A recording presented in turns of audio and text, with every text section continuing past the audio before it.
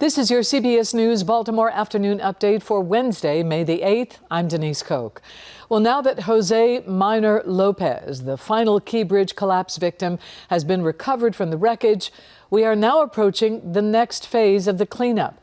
Unified Command is scheduled to use small explosives to remove a large section of the wreckage from the top of the dolly and then ultimately remove the dolly from the channel.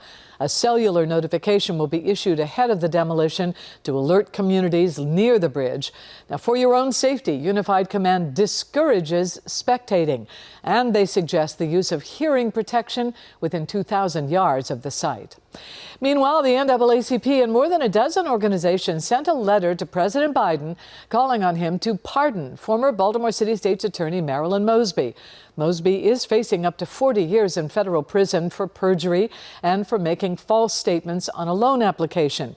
The 5-page letter alleges the Department of Justice, under former President Donald Trump, abused its power to pursue a meritless indictment against Mosby. This marks the latest move in a public campaign for Marilyn Mosby's pardon, which includes a website and a petition that has now garnered more than 16,000 signatures. And a major economic benefit is in the works for cannabis businesses across Maryland as the Justice Department is moving to reclassify marijuana as a less dangerous drug. Marijuana right now is classified as a Schedule I drug. That's the same as heroin and LSD, deemed as high potential for abuse. But the DEA is asking to shift it to Schedule III to categorize it as a less dangerous drug.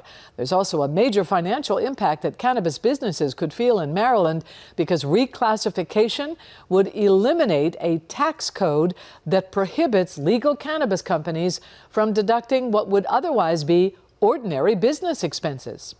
All right, that's your afternoon update for CBS News Baltimore. I'm Denise Koch.